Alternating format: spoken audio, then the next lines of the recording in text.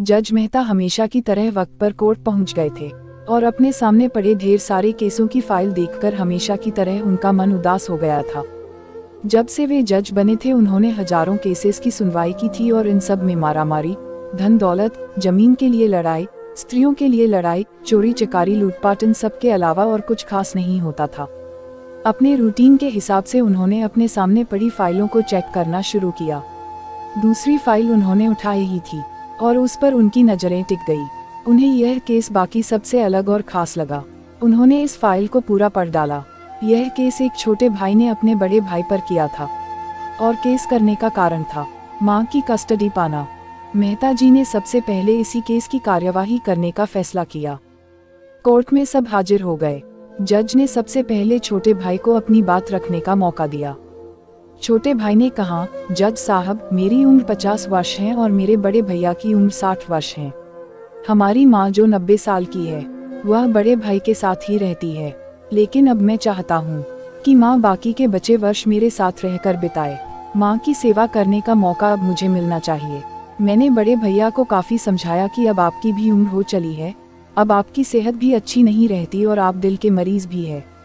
मैं अभी स्वस्थ हूँ, इसलिए बेहतर यही होगा कि माँ की सेवा करने का मौका अब मुझे दिया जाए।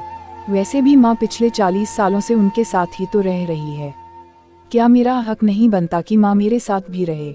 लेकिन बड़े भैया है कि इस बात को मानने के लिए राजी नहीं है, इसीलिए मजबूरी में मुझे उन पर केस करना पड़ा। अब बड़े भाई की अपनी बात रखने की बारी थी। बड़े भाई ने कहा, यह बात सच है कि मेरी उम्र 60 साल है। यह बात भी सच है कि अब मेरी सेहत पहले जैसी नहीं रहती, लेकिन उतना ही सच यह भी है कि मैं सिर्फ जिंदा रह पा रहा हूँ तो इसलिए क्योंकि मेरी माँ मेरे पास है। चाहे मेरी सेहत कितनी भी खराब हो, चाहे मेरी जिंदगी नर्क जैसी हो, लेकिन मेरी माँ मेरे पास होने की वजह से वही तकलीफों भरी जिंदगी स्वर्ग जैसी बन जाती है। जज साहब, आप ही बताएं, मैं माँ को अपने से दूर कैसे होने दे सकता हूँ? जज ने बड़े भाई से कहा कि तुम खुद कहते हो कि तुम्हारी सेहत अच्छी नहीं रहती, तो भला तुम कैसे अब भी माँ की देखभाल अच्छे से कर पाओगे, यह भी तो सोचो। बड़े भाई ने कहा, मैं अपनी माँ की बड़े अच्छे से देखभाल करता हूँ।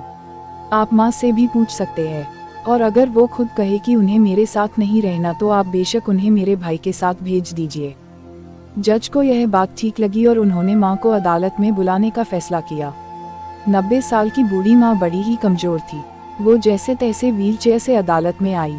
जज साहब ने उनसे उनका फैसला पूछा तो माँ ने कहा कि मेरे लिए दोनों ही बच्चे समान हैं। किसी एक का पक्ष लेकर दूसरे को नाराज नहीं कर सकती। आप तो जज है, आप तो ऐसे फैसले हमेशा लेते हैं। आप जो भी फैसला लेंगे वह मेरे लिए आखिरी फैसला होगा और मैं चुपचाप उसे मान लूंगी। जज साहब बहुत परेशान हो गए।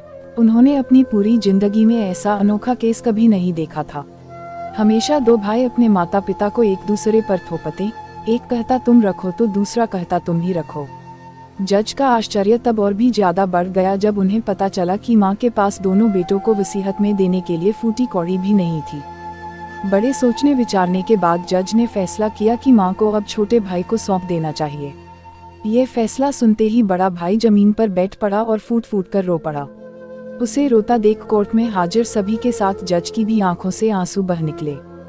दोस्तों, आपने भाई भाई की लड़ाई बहुत देखी होगी, लेकिन जैसे इन दोनों भाइयों ने अपनी माँ के लिए लड़ाई की वैसी अनोखी लड़ाई कभी नहीं देखी होगी। इस कहानी से और इन दोनों भाइयों से हमें सीखना चाहिए कि अपने माँ बाप का कर्ज कैसे उतारा जाता है और माँ बाप की सेवा कैसे निस्वार्थ भाव से की जाती है।